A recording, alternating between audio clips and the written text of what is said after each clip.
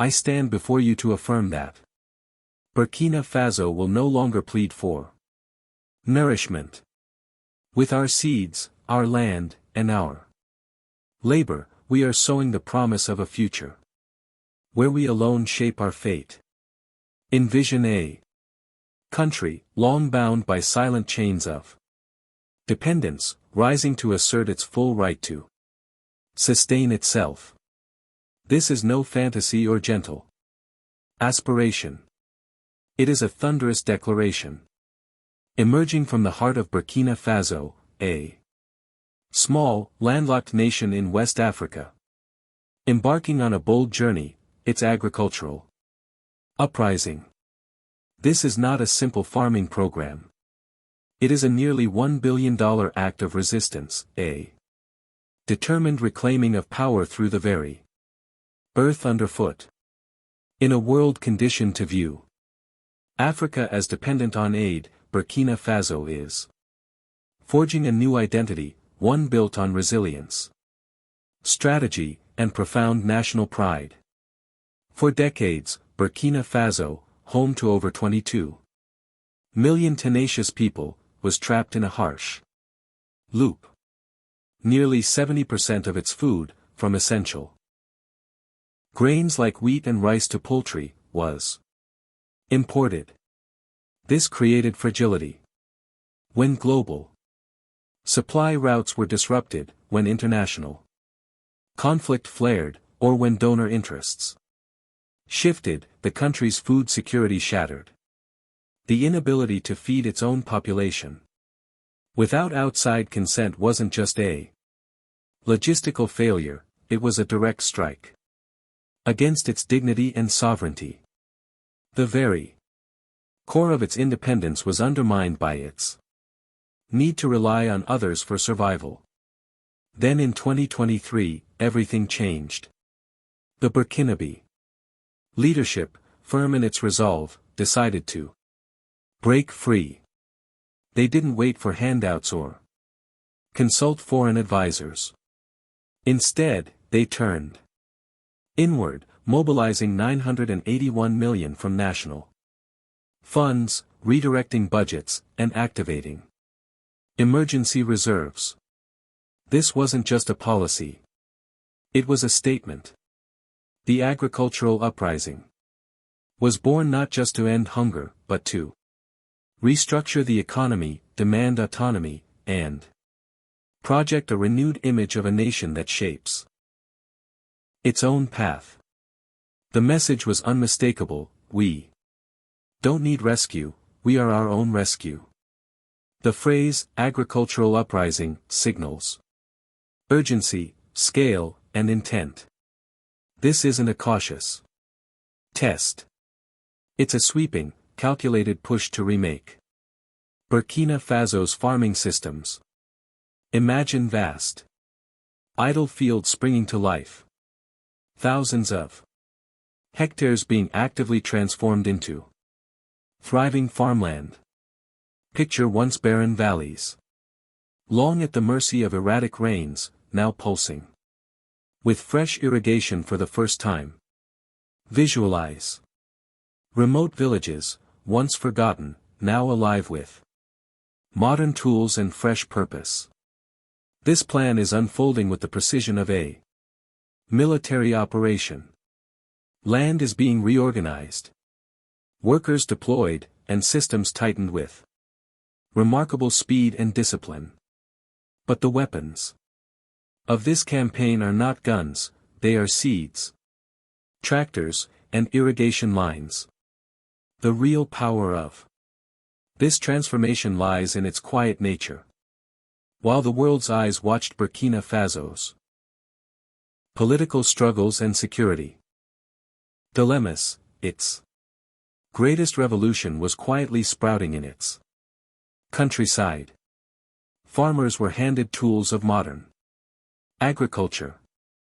Dry riverbeds turned lush.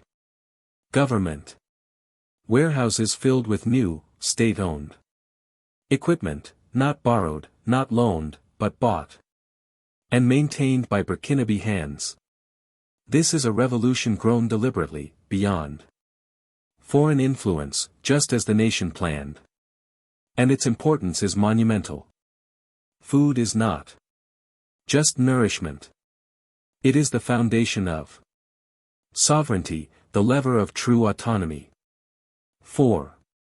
Too long, Burkina Faso's farming systems, and its people, were chained to external will. Seeds were donated. Fertilizer came with conditions. Tractors were borrowed and often broken. Every global price spike, every missed shipment, every fading donor commitment meant starvation. But now, with this uprising, Burkina Faso is severing those ties, cultivating not only crops, but its freedom. This wasn't merely a recurring setback. It was a deeply embedded system built to enforce reliance and suffocate real national progress. Burkina Faso's leadership saw this vulnerability for what it was, and took a firm stand: never again. Their nearly $1 billion investment represents more than a boost in crop output. It signals full control over every vital stage of the agricultural value chain. From the carefully curated seeds planted in Burkinabe soil to the modern storage silos preserving every harvested grain, the nation is pursuing total agricultural autonomy. This isn't just about farming. It's about taking back the narrative and building a self-directed future. How does a country that once depended on foreign food supplies make the leap to nourishing itself? The answer begins with foundational strength: soil and seed, chosen with intention. Burkina Faso is rolling out high-performance, climate-smart seeds designed specifically for its often harsh, arid terrain. These aren't theoretical varieties. They've proven their worth, especially in regions like Boulou Mohaon and Centre-Est, where rice, once thought impossible to grow during dry spells, is now thriving. By sourcing these seeds in large quantities, the government has bypassed traditional middlemen, slashing costs and delivering seed straight into the hands of farmers. In tandem with this, essential inputs like fertilizers and pesticides are being sourced from new international partners, outside the Western sphere, bringing down prices and severing the influence of old supply chains that long held power over the country. But high-quality seeds alone can't transform agriculture. Mechanization is the next frontier. The government has procured fleets of tractors, power tillers, and irrigation equipment, massive investments in efficiency and labor relief. These aren't borrowed or gifted tools. They are nationally owned and directly distributed to producers. This shift in ownership is a pivotal innovation. But what makes the strategy truly revolutionary is what comes next: the infrastructure to maintain it. Across the nation, dedicated service centers are being built, hubs for equipment repair and upkeep. At the same time, training programs are being launched to equip the country's youth, many from the Burkinabe army, with the technical skills to service and sustain this machinery. The goal isn't just immediate functionality, it's long-term durability. Farming is being transformed from a risky, uncertain endeavor into a modern and sustainable profession. For those who've walked Burkina Faso's dusty plains, the greatest enemy has always been water scarcity. For generations, farmers could only grow crops once, maybe twice a year, entirely dependent on erratic seasonal rains. A missed season meant hunger. That chapter, however, is being closed. A massive water management overhaul is underway. Engineered canals and trenches are channeling water from rivers and reservoirs to newly built irrigation systems. Solar-powered pumps are tapping into underground reserves, breathing life into previously abandoned plots. This is far more than an increase in yields. It is a decisive act of sovereignty. Rainfall no longer dictates who survives. Through deliberate hydrological engineering, Burkina Faso has seized that authority for itself. These water projects are revitalizing the land, literally. Fields once labeled useless, cursed by drought, are now bursting with grain. Farmers no longer wait helplessly for clouds to gather. They plan, they plant, and they harvest, repeatedly, with certainty. This change isn't just practical. It's psychological. It's economic. It's freedom from nature's whim and a step toward mastery over the land. But growing food is only part of the mission. Getting it to market is the final challenge. For too long, Burkina Faso suffered devastating post-harvest losses, up to 40% of crops spoiled due to poor storage and processing infrastructure. Fruits decayed, grains molded. Farmers, desperate, sold their goods at desperate prices. Their labor, and hope, often wasted. This once devastating inefficiency is quickly being consigned to history. The Burkinabe government is now making strategic investments in post-harvest preservation, rolling out solar-powered dryers, airtight storage silos, and small-scale cold rooms in rural communities. These vital facilities allow farmers to preserve their produce far beyond the harvest window, giving them the freedom to sell when market conditions are favorable and even tapping into export potential. But this isn't just a campaign against spoilage, it's a radical economic shift.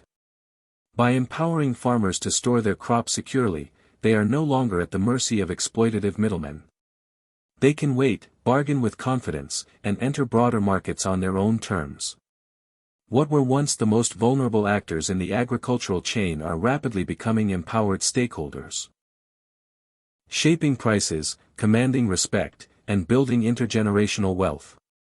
They're not just growing food. They're becoming business-savvy agents of economic change. And the driving force behind this transformation? It's not consultants or foreign NGOs, it's the people themselves. The real momentum comes from the groups once pushed to the margins, the youth, women, and internally displaced communities. With more than 70% of Burkina Faso's population under the age of 30, the nation is harnessing its greatest natural resource, its young people.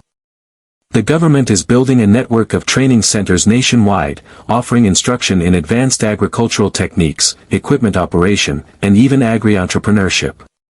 These young citizens are not being prepared as laborers. They are being cultivated as future leaders, innovators, and owners. Take the example from the Nord region, where a group of young people, displaced by violence in Djibo, have successfully established a fully irrigated farm. In just 6 months, they've gone from instability to self-sustaining business operators, growing profitable crops like onions and peppers. With access to solar dryers and cold storage, they've even begun exporting, and are now employing others in their new venture. These are no longer victims. They are pioneers of a revitalized Burkina Faso. Women too are stepping into long overdue leadership roles. Traditionally relegated to informal, unrecognized labor, women are now gaining formal ownership of farms and processing centers through newly formed cooperatives. In Bobo Dioulasso, women are leading mango drying operations, turning raw fruit into value-added export products. They are negotiating contracts, signing business deals, and building wealth, not as helpers, but as full-fledged entrepreneurs. This is not just an economic shift. It's a breakthrough in dignity, gender equity, and societal recognition. Even in regions scarred by insurgency, the agricultural revolution is sowing seeds of transformation. In once dangerous zones where instability reigned, the government is now deploying specialized agricultural teams alongside local security forces. But these units carry not arms, but tools, seeds, and irrigation supplies. They are transforming conflict-ravaged landscapes into productive farms. Fields once dotted with landmines are now brimming with crops. This initiative is about more than sustenance, it is about rebuilding broken communities. In these new resettlement zones, conflict-displaced families are being offered land, irrigation, and full starter kits to begin anew. No longer confined to passive aid camps, they are becoming active citizens, constructing self-sufficient villages built on sustainable agriculture. This is stabilization through self-reliance. And it's working.